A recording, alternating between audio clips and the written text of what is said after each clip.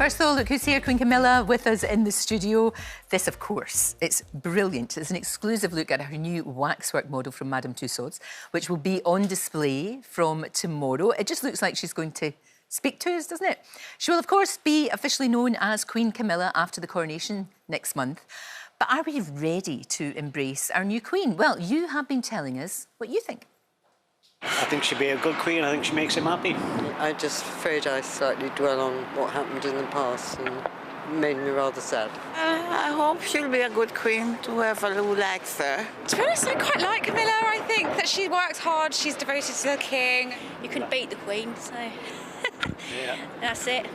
I think Kate would do a better job. I think she gets a bad rap. I mean, I don't know if we've been quite fair to her. I think she's likeable. I think she'll do a good job. Yeah, I'm a bit of a Diana fan, I must admit. She's obviously not always painted in the best light for things in the past, but give her a chance.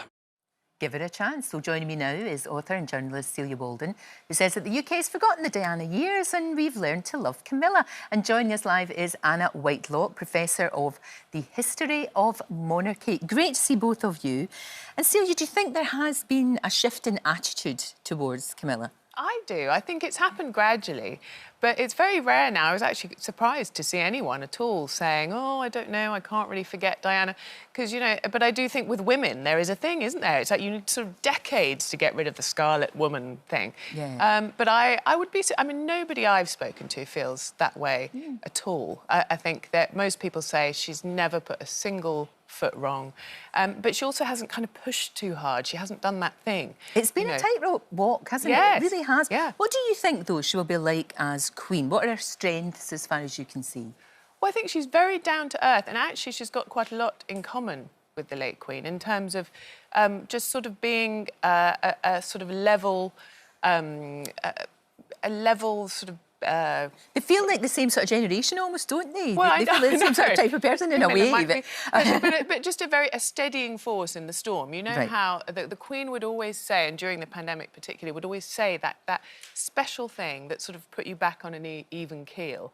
And I think that Camilla's obviously got that power. And she's good for him. She's very good for him. She's so good for him. And having met her a couple of times, I think that she's got a way of talking to probably everyone, certainly with me, that just makes you... that is very natural and puts you at ease, which is a real talent, you know, as we know. It's not an easy thing to do. No, it absolutely isn't. It's interesting, though, Anna, I wonder, do you think we've all forgotten Diana? Because obviously there was the Crown recently, but it sort of brought all that back for another... I mean, I remember it, you know, we remember it, but it brought it all back for a younger generation who perhaps didn't know of all of the circumstances. Do you know what? You're absolutely right. And yesterday I did an event with about 200 10 and 11-year-olds. I wanted to talk to them about the coronation and the monarchy. And I said, has anyone heard of Princess Diana? And they all put their hands up. And they knew what had happened to her. And that did have an impact. They said the king could have been married to her. She could be crowned. And I was astonished. And I think that is the crown effect.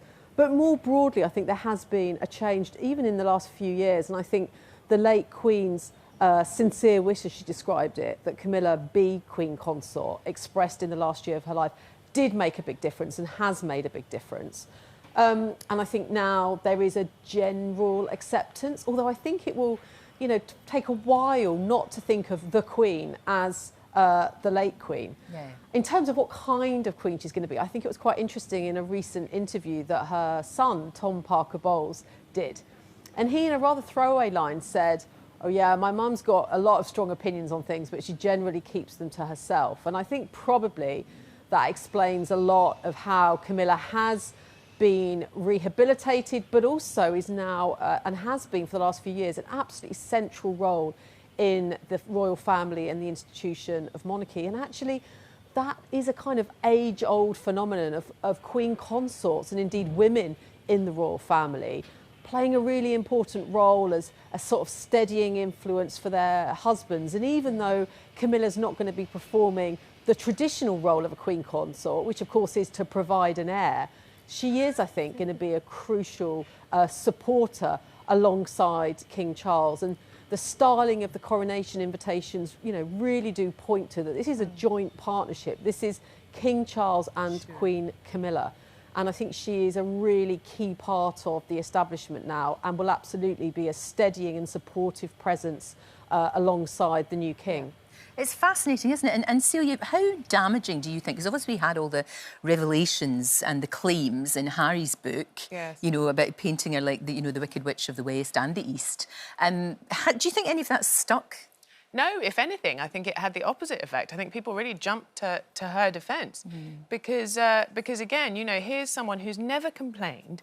I mean, I remember last time we spoke about Fergie, and you've got a similar situation where Camilla has never complained. She's had a lot of stuff thrown at her.